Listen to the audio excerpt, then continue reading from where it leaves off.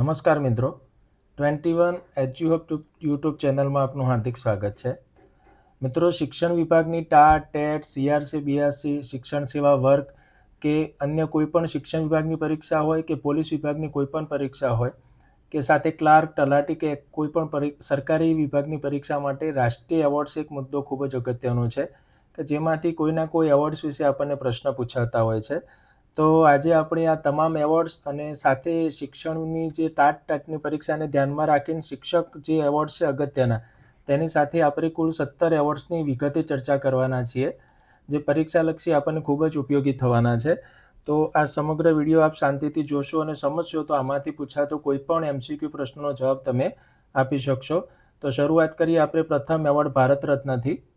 તો ભારત રત્નનો એવોર્ડ છે મિત્રો, એ કલા, સાહિત્ય, વિજ્ઞાન, જાહેર સેવા સહિત માનવ પ્રયાસના કોઈપણ ક્ષેત્રમાં અસાધારણ અને સર્વોચ્ચ કક્ષાની જે કામગીરી કરી હોય છે તેવા મહાનુભાવોને આપવામાં આવતો હોય છે. તેની શરૂઆત ભારતની આઝાદી પછી 1954થી થઈ હતી. અત્યાર સુધીમાં અંદાજે 53 મહાનુભાવોને આ એવોર્ડ અપાઈ ચૂક્યો છે, જે દર વર્ષે 25મી જાન્યુઆરી અપાતો હોય છે. આ ઓર્ડરની જો ડિઝાઇનની વાત કરીએ તો તેમાં પીપળાના જે પાનના આકારનો એક તાંબાનો ચંદ્રક અને સનદ આપવામાં આવતી હોય છે. આ તેની ડિઝાઇન છે, તમે જોઈ શકો છો. સૌપ્રથમ જો 1954ની વાત કરીએ તો શ્રી રાજગોપાલાચારી, ડૉક્ટર સર્વપલ્લી રાધાકૃષ્ણન અને ડૉક્ટર CV રામન, આ 3 વ્યક્તિઓને સર્વપ્રથમ 1954ની અંદર ભારત રત્ન એવોર્ડ આપવામાં આવ્યો હતો. છેલ્લે 2024ની અંદર જો વાત કરીએ તો કર્પૂરી ઠાકુર, MS સ્વામીનાથન, PV નરસિંહરાવ અને ચૌધરી ચરણસિંહને મરણોત્તર ભારત રત્ન આપવામાં આવ્યો હતો અને 5મા છે LK અડવાણી. એમ કુલ 5 જે ભારતીય નાગરિકોને આ ભારત રત્ન એવોર્ડ આપવામાં આવ્યો હતો. ગુજરાતના સંદર્ભમાં જો મિત્રો આપણે વાત કરીએ તો ખાસ આપણને ગુજરાતની કોઈ પરીક્ષા હોય તો તેમાં ગુજરાતના સંદર્ભમાં પ્રશ્નો ખાસ પૂછાતા હોય છે. તો સૌપ્રથમ જે છે મોરારજી દેસાઈ, કે જે ભારતના 6થા વડાપ્રધાન પણ હતા, અને સરદાર વલ્લભભાઈ પટેલ, જે ભારતના પ્રથમ નાયબ વડાપ્રધાન અને લોખંડી પુરુષ તરીકે ઓળખાય છે. તેમને 1991માં જે છે ભારત રત્ન એવોર્ડ આપવામાં આવ્યો હતો. એ સિવાય જે ત્રીજા ગુજરાતી છે ગુલઝારીલાલ નંદા, જેમને 1997ની અંદર ભારત રત્ન એવોર્ડ આપવામાં આવ્યો હતો. ભારત રત્ન એવોર્ડ એ મિત્રો ભારતનો સર્વોચ્ચ એવોર્ડ કહેવામાં આવે છે. સર્વોચ્ચ એવોર્ડ. તમને એવો પણ કોઈ પ્રશ્ન પૂછાય કે નીચેનામાંથી કયો ભારતનો સર્વોચ્ચ એવોર્ડ ગણાય છે, તો ભારત રત્ન એ ભારતનો સૌથી સર્વોચ્ચ એવોર્ડ ગણાય છે. ત્યારબાદ બીજા નંબરની વાત કરીએ મિત્રો, પદ્મ વિભૂષણ. તો કોઈ પણ ક્ષેત્રમાં અસાધારણ અને વિશિષ્ટ સેવા માટે ભારતના જે નાગરિકોને આપવામાં આવતો બીજા નંબરનો સૌથી ઉચ્ચ કક્ષાનો એવોર્ડ છે, જેની શરૂઆત પણ 1954માં થઈ હતી. અત્યાર સુધી 340થી વધુ ભારતીય નાગરિકોને આ એવોર્ડ મળેલો છે. તેની જાહેરાત પણ 25 જાન્યુઆરી આપવામાં આવતું હોય છે, જેમાં તેમને રાષ્ટ્રપતિની સહીવાળું સનદ અને એક ચંદ્રક એનાયત કરવામાં આવતા હોય છે. સૌ પ્રથમ 1954માં સત્યેન્દ્રનાથ બોઝ અને નંદલાલ બોઝ વગેરેને એવોર્ડ આપવામાં આવ્યો હતો. જ્યારે છેલ્લે 2026ની વાત કરીએ તો ધર્મેન્દ્રસિંહ દેઓલ, KT થોમસ સહિત અન્ય 5 મહાનુભાવોને આ એવોર્ડ આપવામાં આવ્યો હતો. ગુજરાતની જો મિત્રો વાત કરીએ તો પદ્મ વિભૂષણ એવોર્ડ જે છે એ છેલ્લે 2025ની અંદર 2025માં આ એવોર્ડ જે છે એ કુમુદિની લાખિયાને કલાના ક્ષેત્રમાં પોતાના વિશિષ્ટ યોગદાન બદલ આપવામાં આવેલો છે છેલ્લે. અને અત્યાર સુધીમાં જો ગુજરાતની વાત કરીએ તો 13 મહાનુભાવોને પદ્મ વિભૂષણ એવોર્ડ આપવામાં આવેલો છે. તો આજે ગુજરાતના સંદર્ભના જે આંકડા છે ખાસ ધ્યાનમાં રાખવા જરૂર છે. એ સિવાય ડૉક્ટર વિક્રમ સારાભાઈ છે, મોરારજીભાઈ દેસાઈ છે, એવા 13 મહાનુભાવોને આ પદ્મ વિભૂષણ એવોર્ડ આપવામાં આવેલો છે. આગળ વાત કરીએ પદ્મભૂષણની, જે ઉચ્ચ કક્ષાની વિશિષ્ટ સેવા માટે અને ભારત સરકાર દ્વારા આપવામાં આવતો ત્રીજો સૌથી મોટો નાગરિક એવોર્ડ ગણવામાં આવે છે. 1954માં તેની શરૂઆત થઈ હતી. અત્યાર સુધીમાં 1330 કરતાં પણ વધુ ભારતીય નાગરિકોને એવોર્ડ અપાઈ ચૂક્યા છે. 25 જાન્યુઆરીએ તે એવોર્ડ આપવામાં આવતો હોય છે.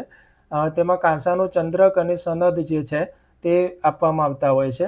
સૌપ્રથમ ડૉક્ટર હોમી ભાભા સહિત 23 ભારતીય નાગરિકોને એવોર્ડ આપવામાં આવેલો હતો. અને છેલ્લે અલકા યાજ્ઞિક, મમ્મૂટી, ઉદય કોટક વગેરે ભારતીય નાગરિકોને આ એવોર્ડ આપવામાં આવેલો છે. ગુજરાતના સંદર્ભમાં જો વાત કરીએ તો વૈકુંઠભાઈ મહેતાને 1954માં સૌપ્રથમ પદ્મભૂષણ એવોર્ડ આપવામાં આવેલો છે.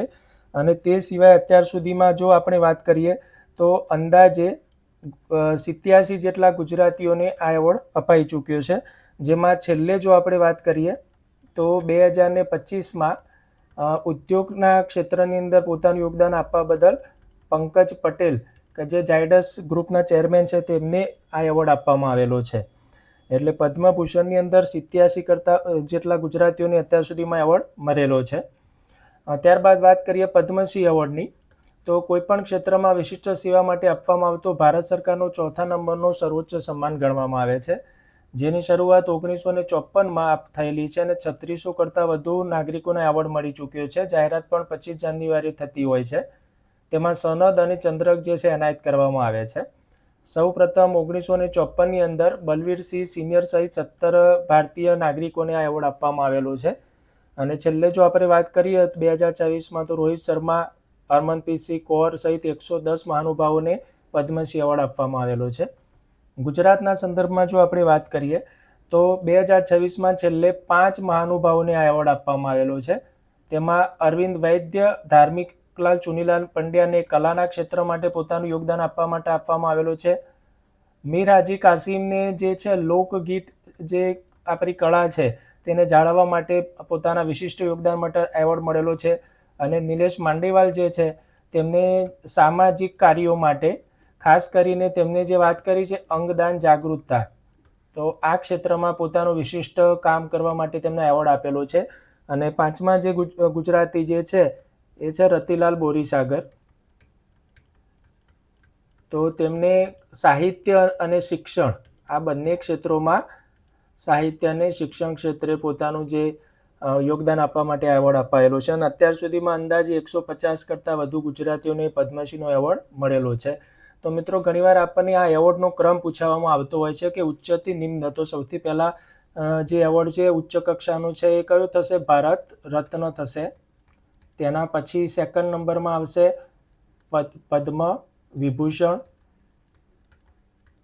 ત્યારબાદ 3 નંબરમાં આવશે પદ્મભૂષણ અને 4 નંબરમાં છે પદ્મશ્રી. તો આ ક્રમ પણ આપણો યાદ રાખવો જરૂરી છે, ઉચ્ચથી નિમ્ન કક્ષામાં જે ક્રમ છે આ.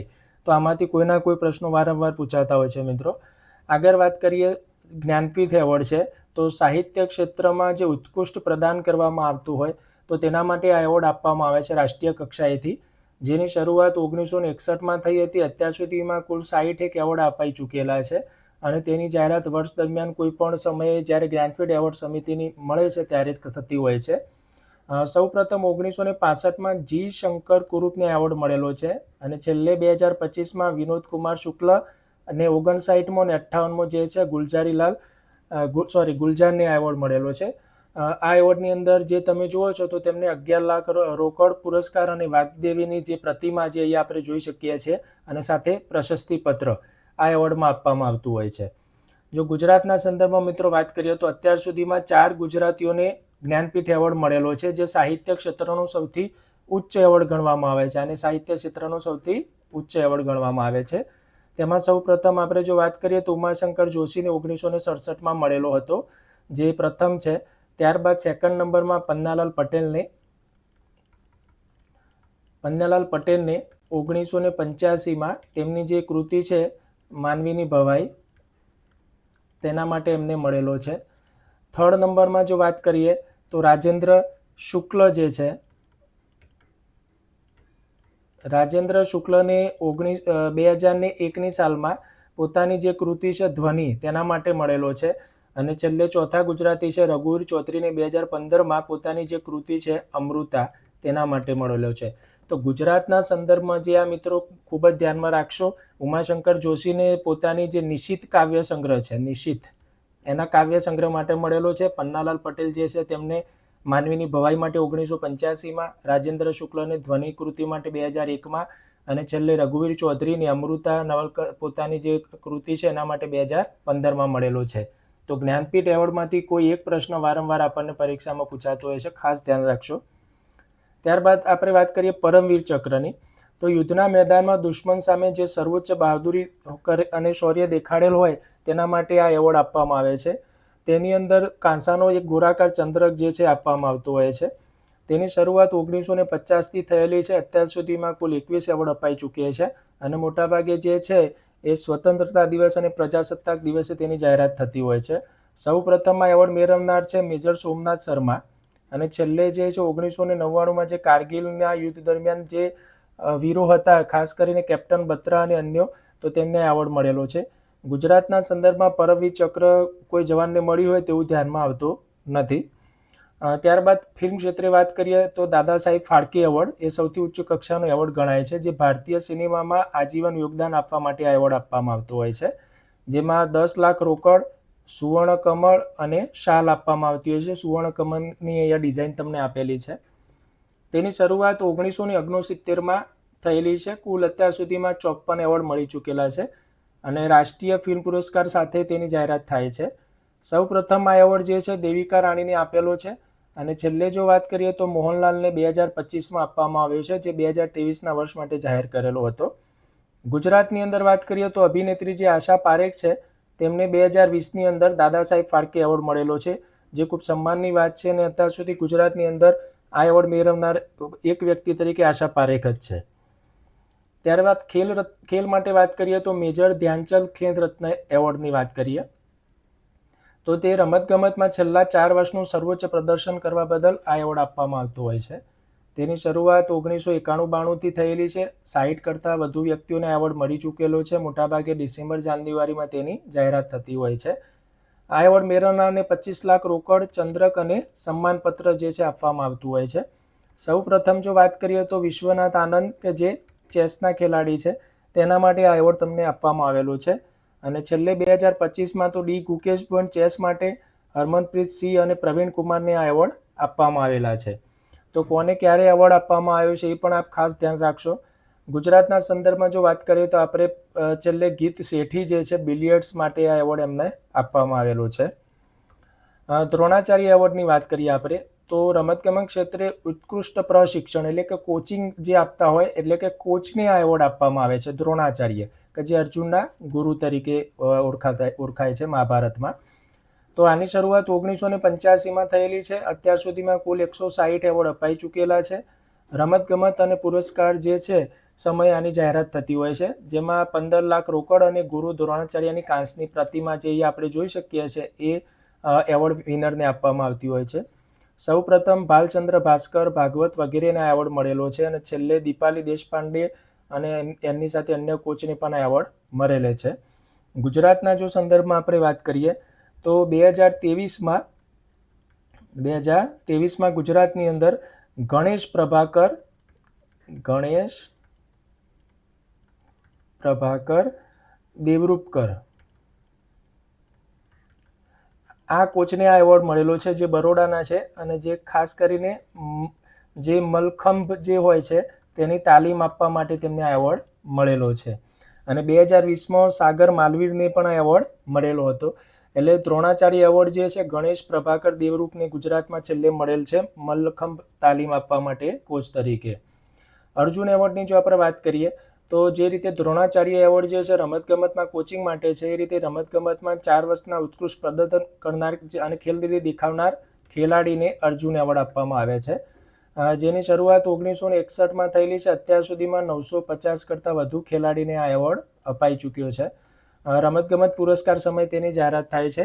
તેમાં 15 લાખ રોકડ અને અર્જુનની જે પ્રતિમા તમે અહીંયા જોઈ શકો છો તે એવોર્ડ વિનરને આપવામાં આવે છે. સૌ પ્રથમ 1961માં પીકે બેનર્જી સહિત 20 વ્યક્તિઓને એવોર્ડ જે છે આપવામાં આવેલો છે અને છેલ્લે 2025માં અન્નુ રાની, સલમા ટેટે વગેરે 30થી વધુ ખેલાડીઓને એવોર્ડ મળેલો છે. જો ગુજરાતના સંદર્ભમાં આપણે વાત કરીએ તો સુધીર પરબ, કે જેમને 1970ની અંદર ખોખોની રમત માટે આ એવોર્ડ આપવામાં આવેલો છે અને છેલ્લે જે ઇલાવેનિલ વાલારીવન જે છે કે જે શૂટિંગ માટે આ એવોર્ડ એમને આપેલો છે. સાથે તમે જુઓ તો હરમિત દેસાઈને જે છે 2019ની અંદર આ એવોર્ડ તેમને ટેબલ ટેનિસ જે છે એમના ટેબલ ટેનિસના ખેલાડી છે તેમને પણ આ એવોર્ડ મળેલો છે. એ સિવાય અંદાજે 15 કરતાં વધુ ગુજરાતીઓને આ એવોર્ડ મળેલો છે. જે ઇલાવેનિલ વાલારીવન જે શૂટિંગમાં એમને 2021ની અંદર આ એવોર્ડ મળેલો છે. તો અર્જુન એવોર્ડ મેળવનાર જે ગુજરાતી ખેલાડીઓ છે તેમાંથી આપણને વારંવાર પ્રશ્ન પૂછાતા હોય છે. ત્યારબાદ સાહિત્ય અકાદમી એવોર્ડની આપણે વાત કરીએ તો જે માન્ય જે 24 ભાષાઓ છે એટલે બંધારણ માન્ય જે 22 ભાષાઓ અને અન્ય જે છે તેમાં ઉત્કૃષ્ટ સાહિત્ય સર્જન માટે આ એવોર્ડ આપવામાં આવતો હોય છે, જેની શરૂઆત 1954થી થયેલી છે. અત્યાર સુધીમાં 1600થી વધુ સાહિત્યકારોને એવોર્ડ મળેલો છે, જેની જાહેરાત અંદાજે ડિસેમ્બર-માર્ચમાં થતી હોય છે. તેની અંદર તમે અહીંયા જુઓ છો કે કેટલાક રોકડ અને તાબાની જે આ તકતી જે તમે જોઈ શકો છો તે આપવામાં આવતી હોય છે. સૌપ્રથમ મહાદેવભાઈ દેસાઈને 1955ની અંદર સાહિત્ય અકાદમી એવોર્ડ આપવામાં આવેલો હતો. અને છેલ્લે જો 2026માં વાત કરીએ તો બંગાળ માટે પ્રસૂન બંદોપાધ્યાયને આ એવોર્ડ આપવામાં આવેલો છે. બરાબર. ગુજરાતના સંદર્ભમાં જો 2026ના વિજેતાની વાત કરીએ તો યોગેશ વૈદ્ય જે છે, જેમના ભટ્ટ ખડકી જે છે એમની જે કાવ્ય સંગ્રહ છે એના માટે આ એવોર્ડ મળેલો છે. અત્યાર સુધીમાં 65થી વધુ ગુજરાતીઓને પણ સાહિત્ય અકાદમી એવોર્ડ મળેલો છે. શાંતિ સ્વરૂપ ભટનાગર પુરસ્કારની વાત કરીએ તો વિજ્ઞાન અને ટેકનોલોજીમાં ઉત્કૃષ્ટ સંશોધન માટે કે જેમની ઉંમર કેટલી હોય 45 વર્ષથી ઓછી હોય તેવા યુવાન વૈજ્ઞાનિકોને એવોર્ડ આપવામાં આવતો હોય છે, જેની શરૂઆત 1958માં થયેલી છે. અત્યાર સુધીમાં 600થી વધુ વૈજ્ઞાનિકોને આ એવોર્ડ મળેલો છે અને 26 સપ્ટેમ્બર આસપાસ તેની જાહેરાત થતી હોય છે, જેમાં 5 લાખ રોકડ અને પ્રશસ્તિપત્ર એનાયત થાય છે. સૌપ્રથમ KS કૃષ્ણનને આ એવોર્ડ મળેલ છે અને 2023ના વર્ષ માટે 12 યુવા વૈજ્ઞાનિકોને પણ આ એવોર્ડ મળેલા છે. ગુજરાતની અંદર જો વાત કરીએ તો ફિઝિકલ રિસર્ચ લેબોરેટરીમાં કામ કરતા ઘણા યુવા વૈજ્ઞાનિકો આ એવોર્ડ મેળવી ચૂક્યા છે.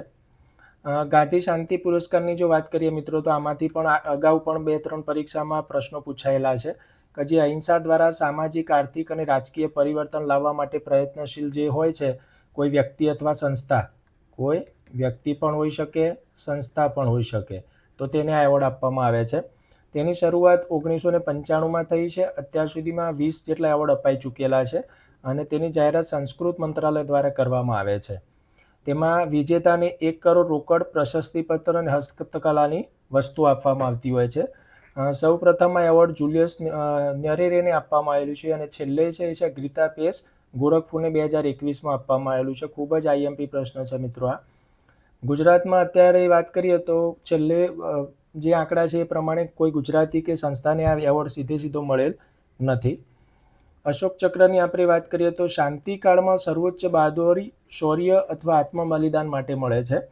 1952માં તેની શરૂઆત થઈ છે. અત્યાર સુધીમાં 87 એવોર્ડ મળેલા છે.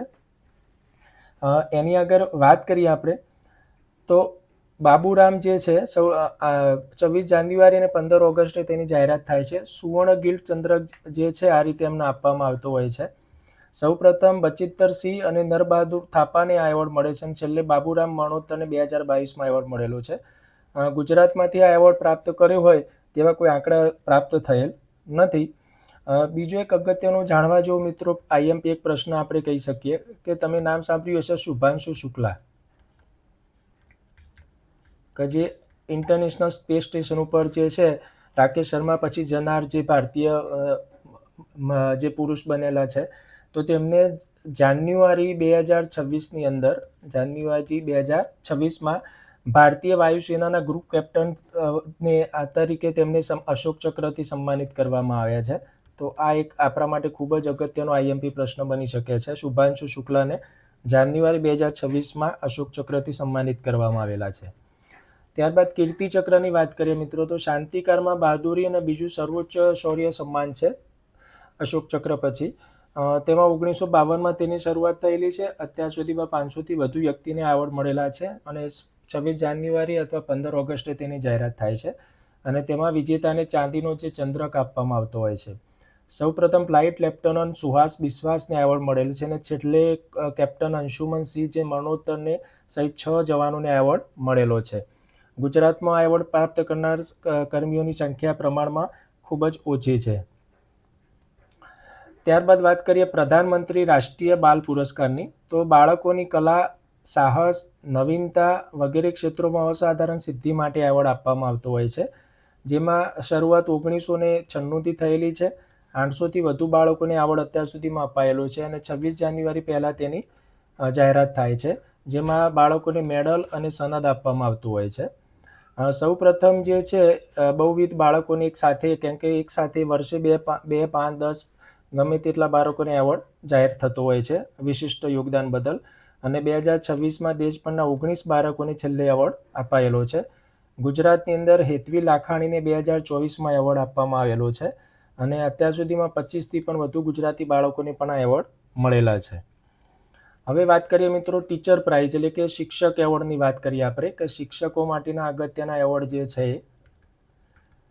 તો ગ્લોબલ ટીચર એવોર્ડ જે છે એ આંતરરાષ્ટ્રીય એવોર્ડ છે ટીચર માટેનો, કે જેને બીજી રીતે કહીએ તો આપણે શિક્ષણનો નોબેલ પુરસ્કાર ગણવામાં આવે છે તેને, જેની શરૂઆત જે 2015ના વર્ષમાં થયેલી છે. અને આ એવોર્ડ જે છે વાર્કી ફાઉન્ડેશન અને યુનેસ્કો દ્વારા સંયુક્ત રીતે આપવામાં આવે છે. આ એવોર્ડ મોટાભાગે વાર્ષિક શૈક્ષણિક ગવર્મેન્ટલ સમિટ હોય આંતરરાષ્ટ્રીય ત્યારે આપવાની જાહેરાત થાય છે, જેમાં ઇનામ તરીકે $1 મિલિયન એટલે કે તમે જોઈ શકો છો કે બહુ મોટી રકમ જે છે રોકડ સ્વરૂપે અને સાથે પ્રતિષ્ઠિત ટ્રોફી પણ આપવામાં આવે છે. સૌ પ્રથમ આ એવોર્ડના વિજેતા 2015માં નેન્સી એટવેલ જે છે અમેરિકાના તે હતા. જ્યારે કુલ વિજેતાની જો વાત કરીએ તો અત્યાર સુધીમાં અંદાજે 11થી 12 શ્રેષ્ઠ શિક્ષકોને આ એવોર્ડ મળી ચૂક્યો છે. તેમાં જો આપણે ભારતની વાત કરીએ આ ગ્લોબલ ટીચર એવોર્ડ વિજેતામાં તો સૌપ્રથમ છે રણજીતસિંહ ડસાલે.